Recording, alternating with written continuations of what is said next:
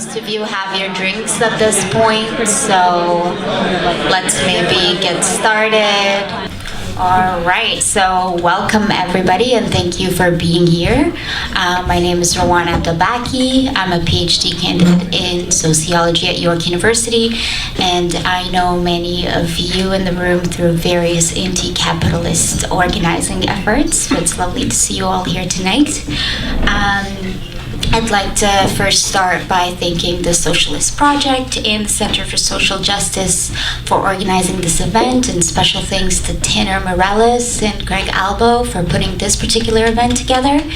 If you're interested If you're interested in learning more about the Socialist Project and getting involved, there's a table in the back where you can sign up to their mailing list. And we're really excited to be here for the Toronto launch of Leigh Phillips and Michal Rozworski's new book, The People's Republic of Walmart, a book that offers an incisive account of how, despite the ubiquitous mantras of free market capitalism, we still very much live in a planned economy. By bringing together and translating for us a number of debates from economics, computer science, among other sets of scholarship that many of us may not feel particularly inclined to read, Leigh, and this is a compliment, Leigh and Michal offer us a way forward by urging us to use existing planning mechanisms and infrastructures already existing in our society, perhaps best exemplified in the behemoth that is Walmart, towards planning for a socialist alternative. They argue that anti-capitalist struggle towards a democratic socialism is ultimately a struggle over which method for the allocation of things we want as a society. If you've not already read the book and are maybe reticent about reading about logistics, Leigh and Michal will tell you, as they do, quote, "Suck it up, socialism is all about logistics, comrade." Yes.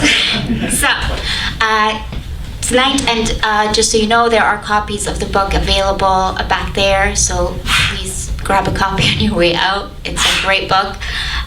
So tonight we'll hear more about the book from Leigh and Michal. Both will speak for about a half hour, followed by a discussion with Sam Gindin and Pam Frache, also for about a half hour.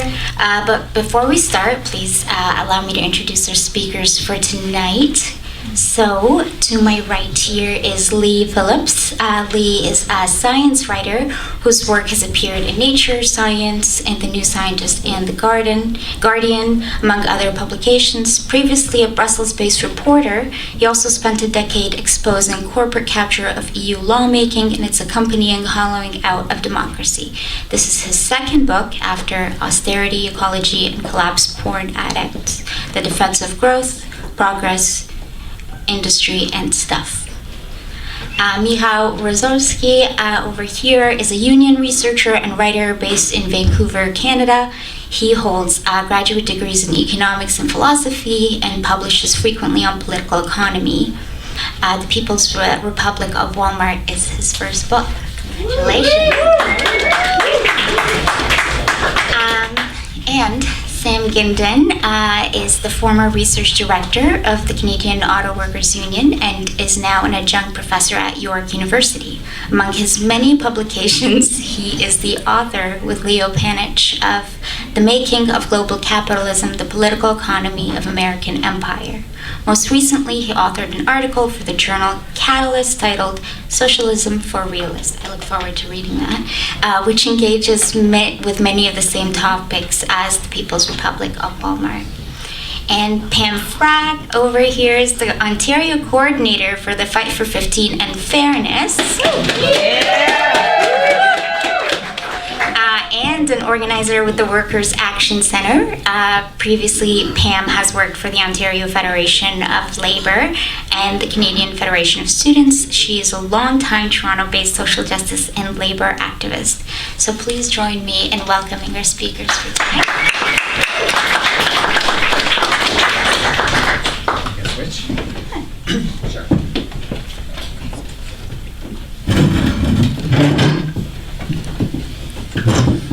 can't see anyone, which is good.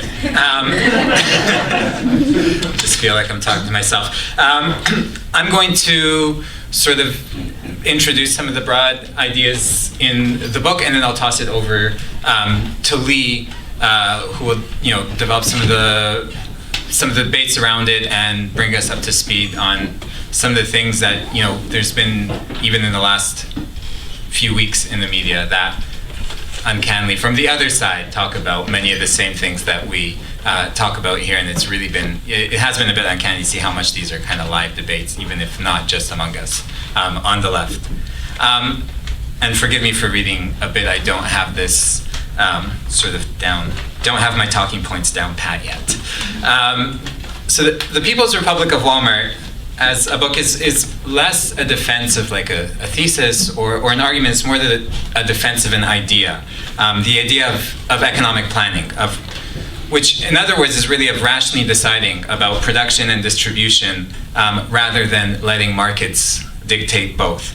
And more concretely, it's a defense of two ideas: that human beings already plan economic life all the time, and that we could do so democratically, freeing ourselves and allowing so many currently suppressed capacities to flourish. I don't think I'll spoil anything if I read the very last line of the book. You can just go home. Which is planning works, just not yet for us. And that's really one of kind of the guiding theme in the background for much of the book. And in a way, in talking about planning, we're merely excavating an idea that used to be central to debates about how we run our economy and how we organize social life. We're trying to show that planning, and we are not necessarily talking about planning, the entire global economy. And it's really, again, a book about ideas is not really that controversial an idea. It's sort of, in a way, our tiny, small contribution to, trying to chip away at some of those ideological blinders, ideological walls that have, really radically foreclosed our imaginations after 4 decades and counting of neoliberalism. So in the first half of the 20th century, unlike, through the late second half, there really was a raging debate, largely between left and right-wing economists, but a real big raging debate about whether planning was possible, was feasible, thoroughgoing sort of economic planning, called either the economic calculation problem or the socialist calculation debate. On the right, it featured one of the best arguments that's really been ever mounted against economic democracy and socialism, and that's the argument that it's simply impossible, unfeasible. So people like Ludwig von Mises and Friedrich Hayek, shame, today better known as the great grandfathers of neoliberalism, argued that the amount of information and the complexity needed to plan an economy was just too vast. At best, it would require an army of bureaucrats. At worst, it was, again, sort of impossible. Impossible. They also argued that the price signal not only compressed sort of lots of disparate, qualitatively different information into one easy kind of nugget. Oddly enough, Hayek sort of mystically called it, literally called it the price is action at a distance, which, it's a little ironic given today's, thousands of kilometers of fiber optic cable that span the globe and all the action at a distance, available to each of us in our pockets. But he also said that it enables people to discover new information that planning simply wouldn't be able to unearth.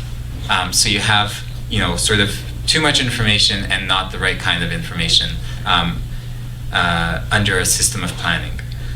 So our little blue book recounts this debate and brings it up to date by looking at a bunch of case studies, basically, of large-scale planning that already exists in today's economy and that has existed throughout history. So we peer inside the likes of Walmart, whose annual revenues, so I'm just checking time, that's all, I'm not actually checking my email. Yeah. Live tweeting my own speech. Walmart, whose annual revenues would make it, so we look inside Walmart, annual revenues would make it the world's 35th largest economy on the scale of a Sweden or a Switzerland when compared to GDP figures. It's the largest private sector employer in the world with over 1 million workers. We also look at Amazon, another large corporation, large employer. And while Walmart, Amazon, and really all capitalist enterprises ultimately sell goods on the market, internally they are to a fascinatingly large degree planned. So we find, internally we find distribution networks for millions of goods that increasingly use non-price information to do everything from planning their logistics networks to informing production by suppliers to even, still in its infancy, sort of predicting what consumers will want. They are also, and this is a quote from the book, just so you don't get any ideas, execrable, sinister, low-down, dirty villains. So we're clear. Economists who looked at planning within firms, and some have actually done this, even though it's largely a kind of black box at the center of the economy that you don't really talk about so much in economics. But economists who have done this have called them islands of conscious power. Which is actually great, a great little phrase. This is from one of Keynes's early collaborators, D.H. Robinson, and it's true. But we argue that it has to always be used in tandem with Noam Chomsky's phrase that they are islands of tyranny at the same time. So once we go inside the four walls of any firm, from large corporations to mom and pop shops, planning is the default way of making decisions, but it is undemocratic planning. Workplaces, the workplaces where many of us spend so many of our waking hours are not sites of great freedom and flourishing. They are places where shared human capacities for decision-making are underutilized or quashed.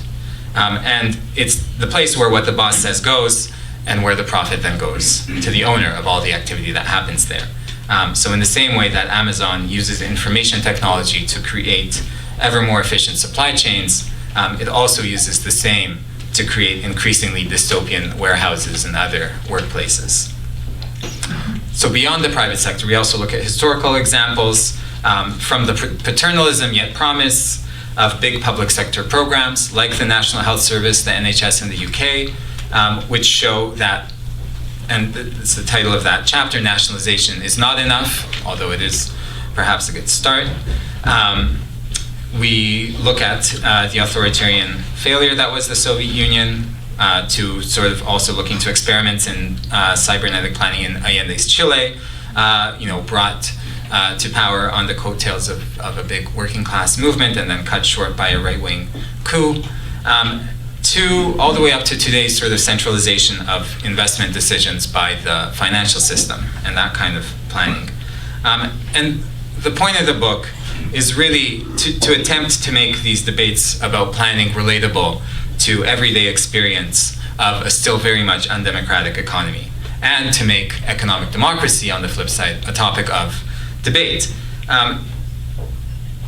That's mostly what I want to say. To finish up, I'll add three things that the book is not. It is not repeating myself a bit, but it is not a defense of Walmart or Amazon or any of our private fiefdoms. These islands of tyranny, they plan, but they don't plan ultimately for us. At the same time, it's not a blueprint for central planning of the entire economy. It is an argument really for the idea of planning an exploration of its past and present. And finally, and maybe most importantly, it is not a call for more technocratic management, but a call for its opposite, for democracy extended to every corner of our lives, indeed to the very center where it is largely absent, the sphere of human labor. And as we write in our book, it is a poor theory of human life that thinks only the profit motive can spur, or in today's lexicon, incentivize action towards collective goals. And the people who have radically outsized decision-making power over our economy, the owners and the managers, know that too. The free market taboo against planning of any kind conveniently obscures the fact that everyday authoritarianism organizes, in other words, plans, so much of collective activity today. In short, we wanted to breathe new life into old debates at this juncture when the left and its ideas are really gaining popular support, and when social reality on the other side is overturning old truisms. The book is our response to Tina. There is no alternative, thinking about the future, and at the same time a look into the black box at the center of today's economy.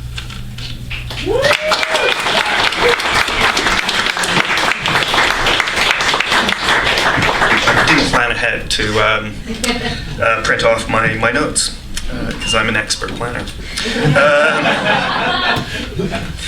So, I think want to talk about one sort of specific issue with respect to, as Michal just said, some things have just popped up in the last few weeks, which are absolutely fascinating and very worrying as well. The problem of markets is not just about inequality. It's not just about the lack of workers' control and thus domination in the workplace and the alienation that flows from that. But there's something else that we need to talk about in terms of the problem, the inherent problem of markets, which is irrational production. That markets limit production to that which is profitable. That means that, as we talk about in the book, there's a whole bunch of products or commodities that are produced that are certainly useful. Your underwear is, I hope, you find it useful, although perhaps commandos might not. But thank you.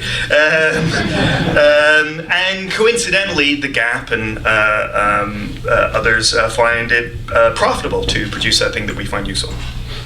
But there's a lot of things on either side of this coincidence of utility or usefulness and profitability. There are a raft of commodities that are produced that are profitable but harmful, that we know that are harmful. A number of years ago, in the 1980s, we found that the production of chlorofluorocarbons, or CFCs, from fridges to hairspray, was undermining terrestrial life as a in reducing the presence of ozone in the stratosphere. The companies that produced those chemicals and produced the fridges and hairsprays and so forth were absolutely insistent it was impossible to get rid of that. They had inherent desire to limit any sort of regulation that would prevent the continued production of CFCs. It was not the market that saved the ozone layer. It was regulatory intervention. It was planning of a sort. The market left to its own devices. If the market was left to its own devices, we would all be dead by now. And this is the same today with fossil fuels.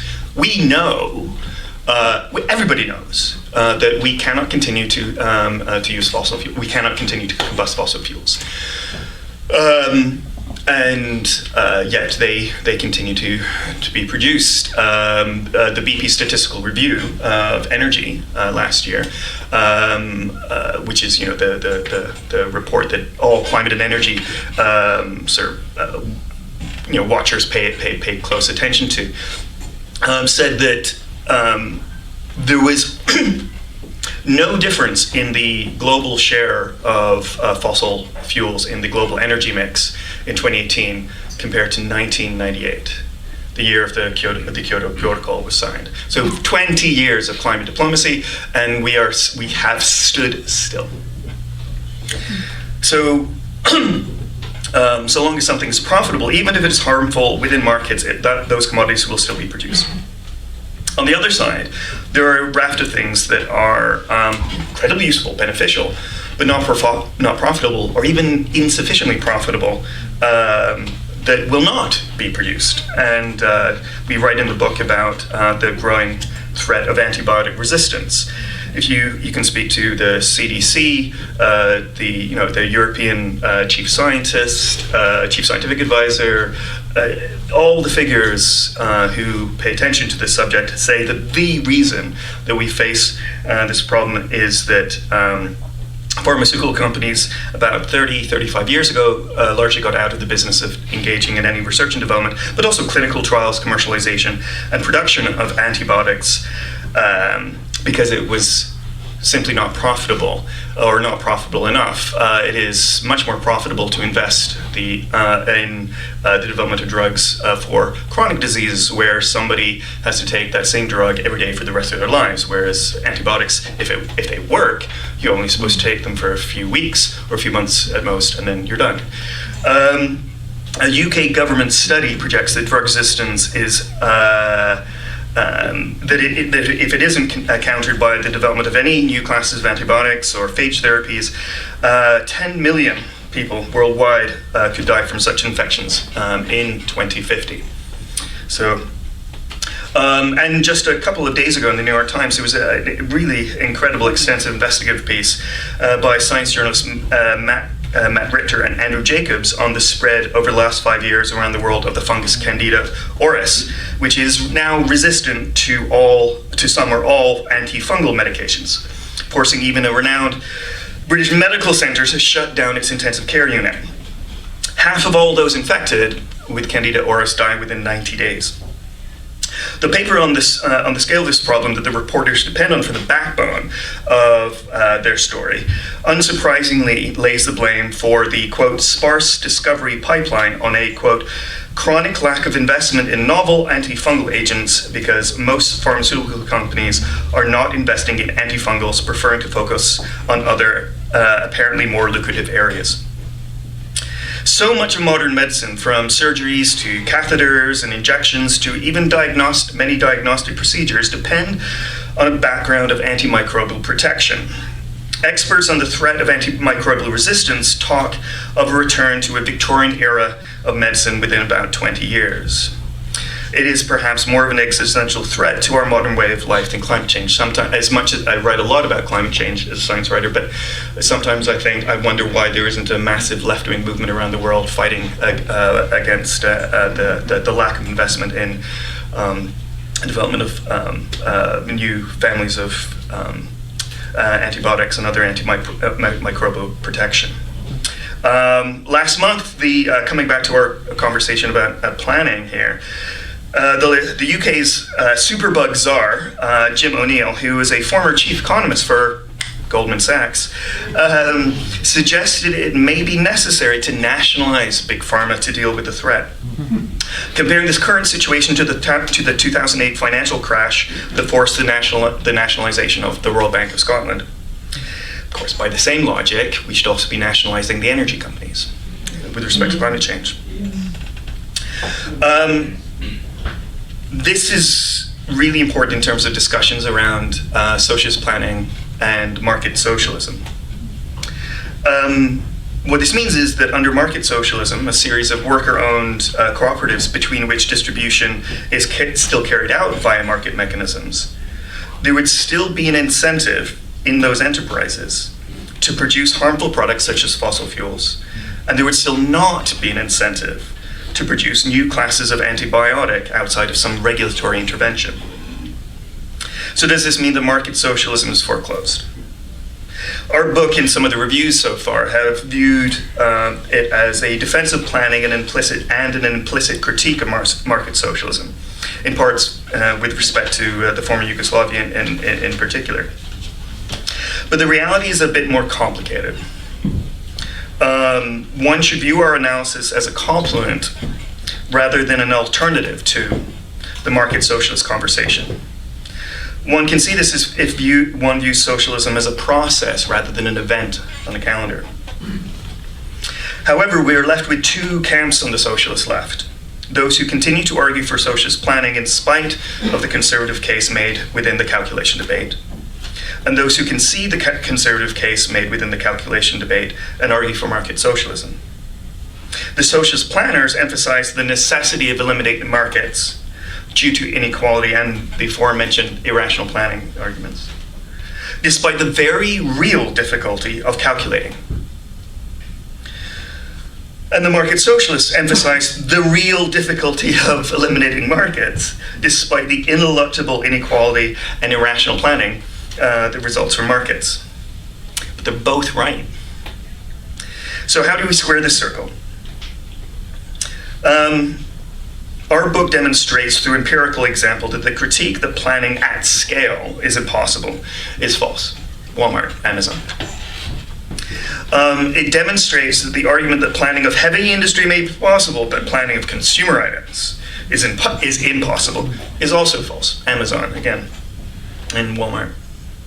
And yes, the crucial development that has allowed this is computerization, information technologies that allowed heretofore unimaginable moment-to-moment sharing of vast quantities of information between nodes in the supply chain, and increasingly big data and machine learning.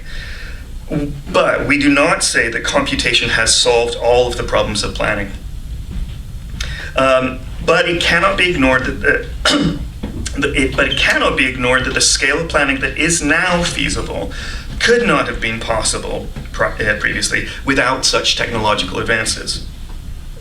We must pay attention to how transformations in the forces of production, including technology, do permit changes in what the relations of production are feasible, Not ignoring, of course, that it is only social struggle that can make the feasible actual. As Michal said, what it does not argue is that it is possible to entirely eliminate all prices from the global economy. It's not that we do not think that's impossible, but we simply don't ask that question in the book. And so instead of arguing whether socialist planning or market socialism is our desired near-term outcome, we should instead view decommodification, or socialization of production and distribution, as a process that is permitted to advance in stages as technology allows. They're not competitors. Just to finish up here. To some extent, this conversation has in the last couple of years leapt the bounds of the left in any case. Jack Ma, the founder of China's Alibaba Group, one of the largest and most valuable companies in the world, argues that previous state planners in the Soviet Union and the early People's Republic of China failed due to insufficient information. He has predicted that over the next 3 decades, thanks to artificial intelligence and the sheer volume of data to which we now have access, we will finally be able to achieve a planned economy. Chinese economists these days discuss a, quote, market-based, plan-driven economy, or a plan-oriented market economy system. This sort of stuff is no fantasy. In February this year, the US Senate Committee on Small Business and Entrepreneurship, chaired by Republican Marco Rubio, of all people, released a report titled Made in China 2025. Crediting the Chinese Communist Party's planning for China's meteoric economic development and technological advance. It said the US must adopt some measure of state planning in order to keep pace with China. Otherwise, their rival will soon overtake them in the realms of artificial intelligence, robotics, and biotech.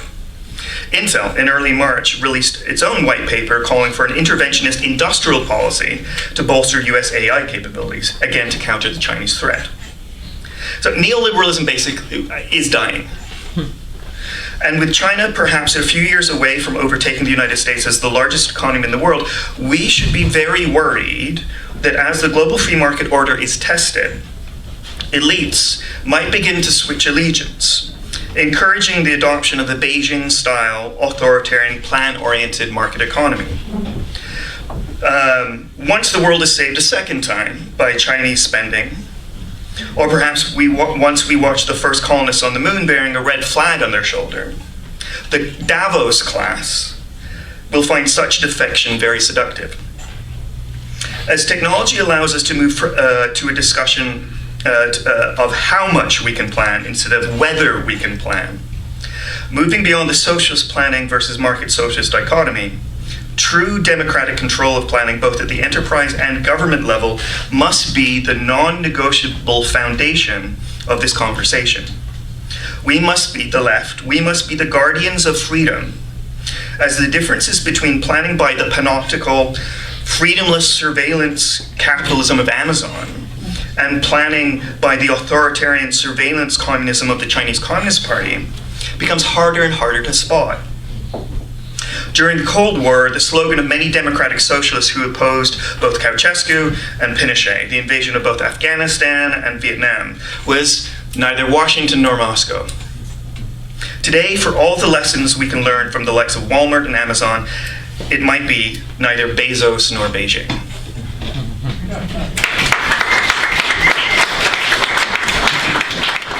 So my remarks are probably going to be a lot less technical than these two brainiacs over here, but I think it might be a useful contribution because I'm not a computer scientist and I, have no basis to quibble with any of the, postulated algorithms and so on and so forth. But I'll tell you what I got from the book, and I have to say it was an unexpected joy to read it because I kind of expected that it was going to be a very useful exercise in taking something good and reasonable and showing that it can be used for alternative purposes, and taking a technological advancement that can, if harnessed for the better good, can be useful for all. And that's kind of what I thought it was going to be.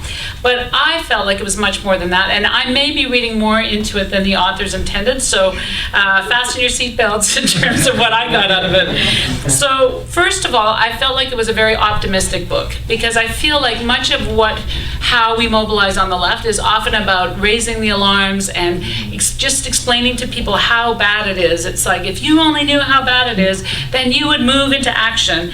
And yet that's not really, over my experience as an organizer, that's not been how people come to be moved to action. In fact, most people live the misery of the system every single day, and they don't really need it to be they don't need for it to be pointed out to them. Whether it's growing inequality, people live it.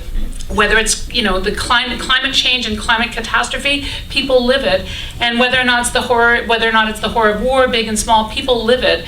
So in some ways, the real challenge, I think, to moving people into action is hope and real possibilities that change is actually possible and that it's actually feasible. And I think this, for me, that change is feasible, that planning on a global scale is actually feasible. That is a radical concept as a standalone. And so that's a big concept and a big vision, and it's very exciting. But also, when you think about what passes as political activity, for most of us, it's elections is the pinnacle of political activity. So you have this odd combination of people telling us how extremely bad it is, that we have only 11 years left on planet Earth to save ourselves and the environment. And yet, the action we're allowed to take is all, vote, get the right people elected. If we just get the right people elected, then we can, use the state to put it to good use and so forth. But again, for most people, I don't think that's their lived experience. I don't think people who've grown up in Ontario probably, didn't see a huge difference in their lives, depending on who was in government, even though, of course, we know the Tories are ruining things and so forth. But when things are bad at the bottom, it's already pretty bad at the bottom. And so the differences are not always that stark and always that clear.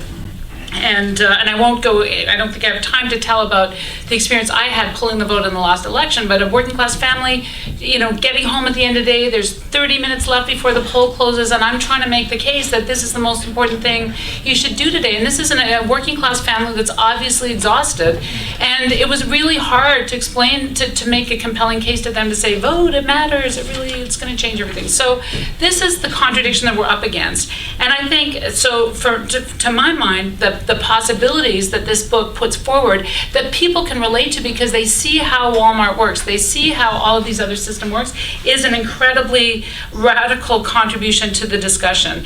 But what also struck me about the book is that it wasn't kind of Pollyanna-ish, as if we could just take hold of the technological solutions and put it to good use, it's going to be all fine and dandy. In fact, the book spends a lot of time looking at where these efforts have been made and really laying out the challenges quite starkly. And I think that is useful as well, because I don't think people need Pollyanna. I think people need a sober assessment and then a clear pathway forward as a motivator for political change.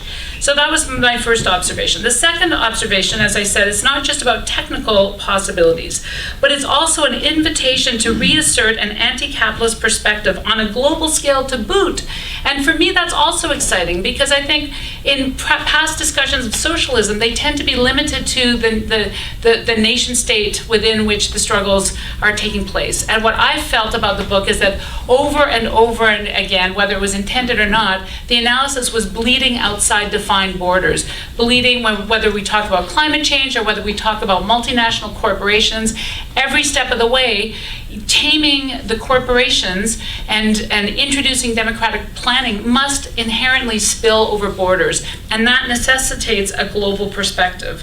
So I think that is a really important contribution, because I think most of us have grown up with kind of a parochial view that, you know, struggle takes place inside the state, and we see the question of even if we believe in a working class and subaltern classes, we tend to see them as proscribed by the nation state. We don't have a global perspective on the working classes and the subaltern classes of the world. So for me, this was radical and exciting about the book.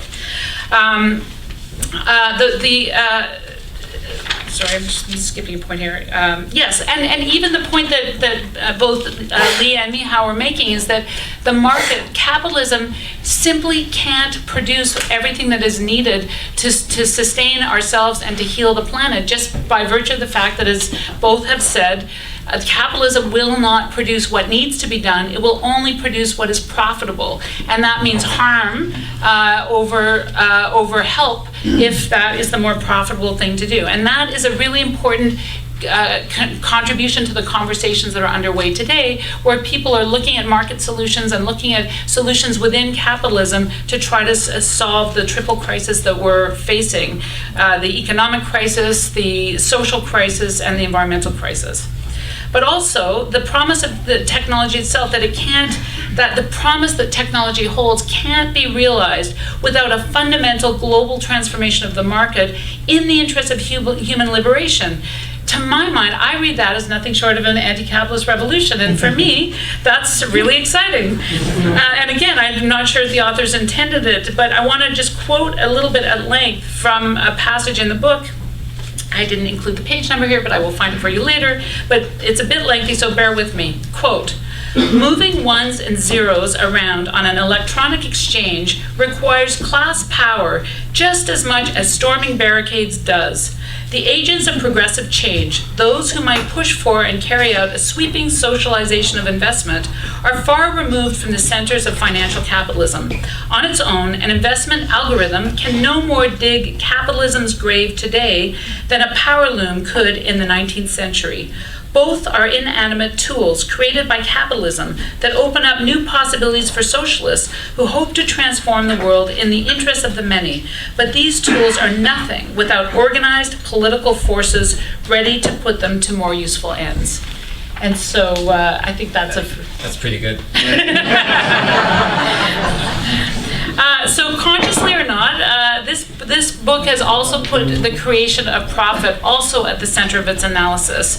And so when it talks about who's going to lead this change, it's going to be the workers of Walmarts, not the technocrats of Walmarts. It's going to be the workers, it's going to be the migrant workers, it's going to be the domestic workers, it's going to be all of us together who are going to lead this change. And the fact that we now have a technological solution that can facilitate, to me, is incredibly exciting.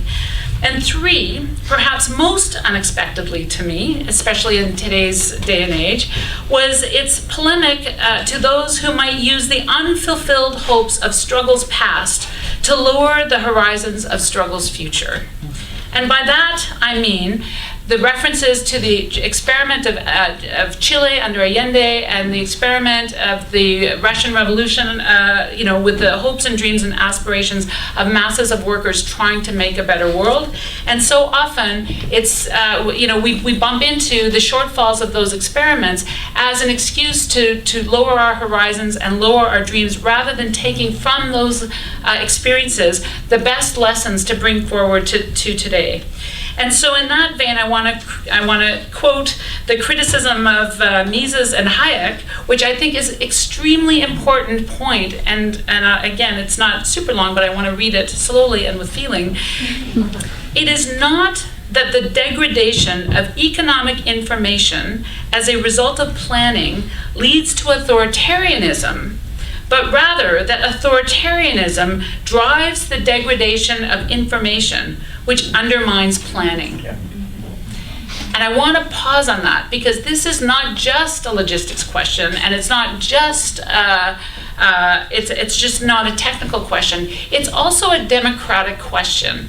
And I think that when we're talking about the kinds of organizations that we need to build that will be suited to the task of realizing a big vision of doing away with markets and reinventing the world in a sustainable and material way that will benefit all of us, I think that's the thing that we need to take into consideration, because these things are linked. Top and bottom are actually linked. And if we think about, all of the contradictions under capitalism right now, and again, also pointed out in the book, that it's like, despite the fact that we are more connected globally than ever before, the system actually needs neoliberalism and neoliberal ideology more than ever before, precisely in order to fragment us and divide us and disorganize us and to reduce us to nothing more than the sum of ourselves as individuals. When in fact, the possibilities that technology has actually put forward and the capitalism has put forward is actually of uniting the world, uniting the subaltern and working classes in a way that has never been as possible before.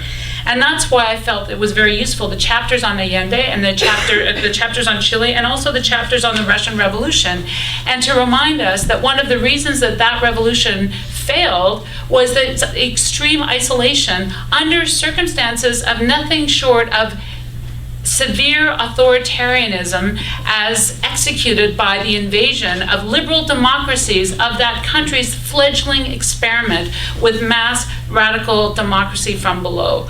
And what does war and occupation actually do to the working classes that are struggling for liberation? It is imperialism, it is military force, it is military might, whether it's at the hands of the police in our own states or whether it's the exportation of this authoritarian violence through imperialism and militarism. It is that also that degrades our efforts to build a better world and to be able to make decisions in conditions of freedom.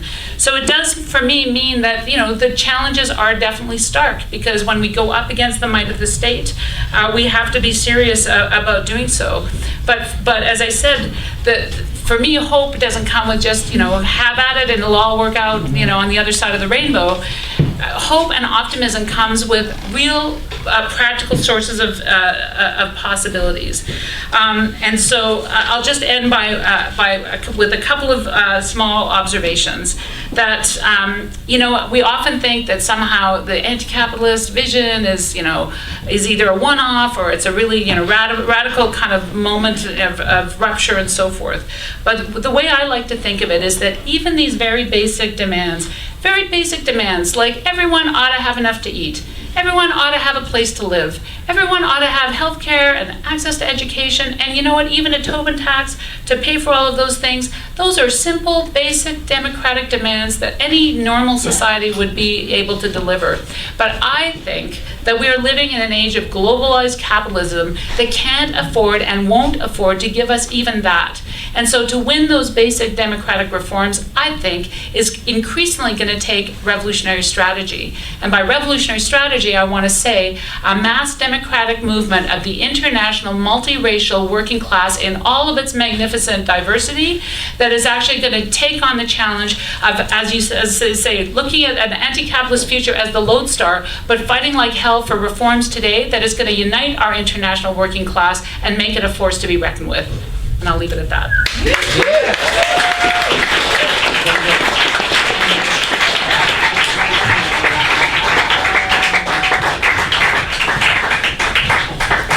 So I can't actually see everybody or anybody, and so I'm listening to the responses, and I take it this is a completely random group of people in the city.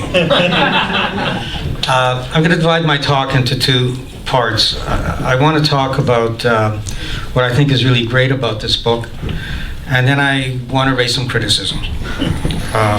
Criticisms of the book and maybe criticisms of ourselves.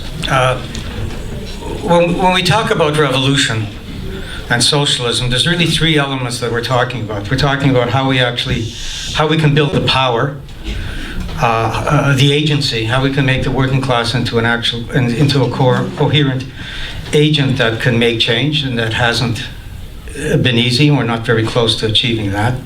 There's the question of actually making a revolution and sustaining it, and there's not an awful lot of examples we can point to historically. And then there's the question of, well, even if we got there, do we actually know how to make socialism? And what's good about this book, the first thing I think that's so good about the book is that this last question of, never mind the state and capitalism, do we really know how we would make an alternative society if we had the power to do it, is a serious question. And this book places that question on the agenda. Now, I want to emphasize that they started thinking about this and writing this book before people in the United States in particular, but also in UK, began to see socialism as kind of popular, that it's in the air. So that's the first thing. It was very timely to start thinking about this in a serious way. The second thing that's important about this book is it isn't talking about socialism in the way that it's being talked about in the States in terms of basically reforms under capitalism. It's really inspiring to see that people are talking about socialism, that socialism isn't a bad word, but we should recognize how limited that notion of talking about socialism is. And this book challenges that, not necessarily directly, but it's explicitly talking about a democratically planned society that changes property relationships, that gets rid of capitalism, not how do you get healthcare within capitalism, etc. So that's really important. The third thing, and Pam really raised it, this is a wonderfully accessible book. It's really impressively and enviably written. And it doesn't dumb down things. You really can learn about these debates that were complicated around socialism and planning. And you can learn an awful lot about how corporations are structured, and Walmart, and technology, and Amazon, and information. So I think it's a terrific primer on all those things. So that's, even if you disagree with some of what's in the book, you're going to learn a lot from it. And I really recommend people read it.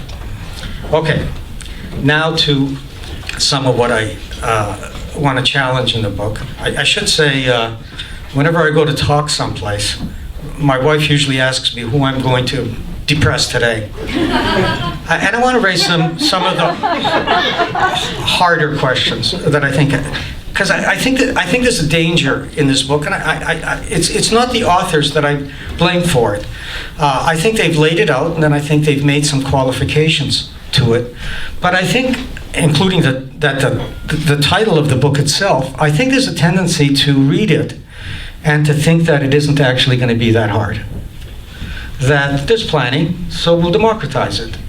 And yeah, you have to change some of the machinery and some of the tools, and I think that's just something we should be aware of. And again, I'm not blaming the authors for it, because you can find all kinds of quotes where they give that warning. But I think that the optimistic mood in the book raises that danger, and we should take it seriously. I did disagree, by the way, with the argument that you made, Leigh, that capitalism is falling apart. There's a complete difference. No, I didn't say that. I said neoliberalism. Neoliberalism is falling apart. Yes, that's right. There's a real difference between neoliberalism being delegitimated, which is definitely true, and neoliberal institutions being challenged. But capitalism is rolling along. For sure. China, imperialism is rolling along. The American economy is rolling along. We should just be conscious of that. And we have to be careful. Part of what comes out of Marxist theory was that the working class will be the enablers of socialism. Well, that didn't turn out that way. It doesn't mean that it won't, but so far it hasn't turned out that way, because every advance that the working class has made has also been part of its integration into capitalism. When it won the vote, it was integrated into the state. When it won unions, it was integrated into individual consumption. When it won the welfare state wasn't about decommodifying labor. The welfare state was about getting labor to accept the restructuring of capitalism, and particularly global capitalism. And we have to make sure that we don't start thinking that capitalism, in terms of its technical capacity, is somehow the dialectical enabler of socialism. I think that's critical, because what we're talking about when we talk about socialism is not just adding the word democratic to planning, but recognizing that democratic planning is a completely different thing. It isn't just taking their planning and adding something to it.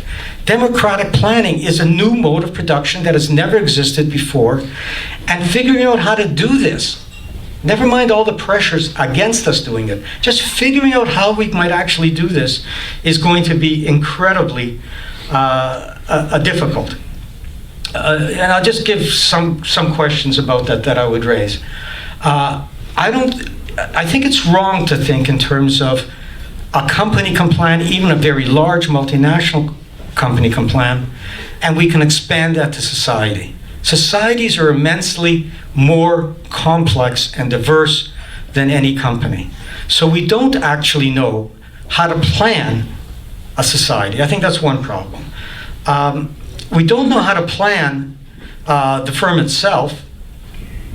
Partly firms get information because even if it's an internal calculation they're making, they can look at all the prices in society. They've got measures to use in terms of profitability. It's not clear what we would be using if there weren't these external measures. The quality of information, it isn't just how much information you can get, but the quality of information. And sometimes there's systematic reasons for why people don't give you the right information. The major problem in the Soviet Union wasn't that they didn't have strong enough computers, but there were systematic reasons to constantly give the wrong information, because your bonus would depend on how close you came to the target this year, so you would underplay the target. So we have to address that. Even if you're trying to make the best, even if you have perfect class consciousness and you're trying to make decisions in your own workplace, you don't actually know what the best decisions are. Suppose you want to use aluminum instead of steel in a plant for whatever reason, but suppose that that's what the workers decide in good faith that they think they should do, maybe because they think it's better for the environment. But the workers don't know, well, how could that aluminum be used someplace else? Maybe it could be used someplace else in a way that's better. How do they figure that out? And it's not just a class consciousness problem, it's a really difficult problem. Wherever you have planning, you're going to have some control by the people who are leading the planning.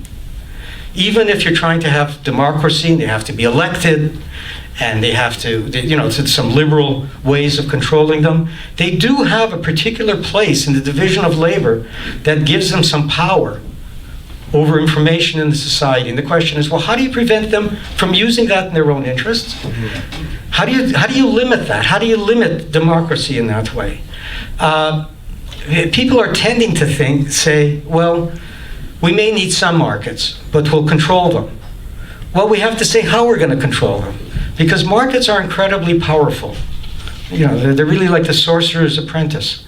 They end up restructuring you rather than you restructuring them. And we really have to think about this. If markets, to some extent, are necessary because you can't completely plan everything, and maybe you don't want to plan everything. Maybe you want a Bloor Street that has coffee shops and small places and boutiques, etc. So how do you deal with that? So what I'm trying to say is that the process of socialism, and I think at some points you guys use these terms too, it really, we have to take it seriously. It's a process of discovery. We have to discover things that we've never really seen work. It's a process of invention. It's going to be a very uneven process. It's going to be full of contradictions. It might even be reversible. Hey, if this is democratic, maybe some people will say, I want more market. I think I can do better with more market. We don't know that. So it could be reversible. It's going to be messy. And the reason I say it's going to be messy is somewhere down the road, maybe after a few generations of this, we could figure out a perfect society. But I would think that even after we've destroyed the bourgeoisie and we're trying to figure out how this works, the only way you could make it work isn't to have a perfect model, but to have a model that's full of checks and balances. That if there is a bureaucracy of some kind, there are ways that workers can actually check that. There are ways of checking everything. So if you start thinking about a society of checks and balances, so workers don't take the profits that they made or the surplus that they earned in what they made, and they invest it so they'll be more productive and get a higher bonus. Something that you didn't want. You don't want to see competitiveness reproduced in another way. So I see it as having to think through what would be the checks and balances on all of this. That we would have a messy society that would be wonderful in terms of anything we can imagine, but it would still be messy. So let me just conclude with this. When we talk about hope, the key thing about hope is people don't actually believe they have structures that they can work through that will change things. You ask somebody to come to a demonstration because they're raising tuition fees, and they'll say, I've been to demonstrations, I'll work an extra week of my vacation, and maybe that's how I'll pay for it. And that's, the main challenge for us is how to create these structures that people can say, hey, I can see working through that and getting someplace. And the other half of hope is that you actually believe that there's someplace you can get to. Otherwise, why get involved, and why make a commitment, and why make the sacrifices? And I think our goal, and here I'm talking to socialists, when we're talking to ordinary people, there's a tendency, and sometimes it's a justified tendency, to try to inspire them and tell them it isn't going to be that hard, and if we only get rid of all this shit, we can have it. But the reality to people here who are socialists and are going to have to be organizers is that we really have to understand what we're going to be up against. We really have to be sober. And that means that we should see, what we're trying to say is that socialism is credible. We want to say that life sucks and there's a credible alternative. It's not perfect, but it's credible. And it's qualitatively better. It's not just a little bit better. It's not a little bit more of what we have right now. And that's really the challenge to us. So I think it's important that we all think in terms of the complexity of trying to create another society. Because if we don't, I think it's dangerous. The danger of giving people illusions about the kind of battles that they will face in the future means we won't prepare enough. And then when we face those battles, we'll get disillusioned. So I think complexity should be built in. And so finally, just wrapping it up, this is a terrific book. And this book starts, and I mean that. No, I absolutely mean it, because the measure of a book isn't, okay, does this answer every question? The measure of a book is it's starting a discussion and challenging us at a time when we really need to be challenged, because we haven't exactly figured out how to change the world. So when I say it's a great book, I mean that it's actually starting a discussion. And it's starting that discussion with an awful lot of insights.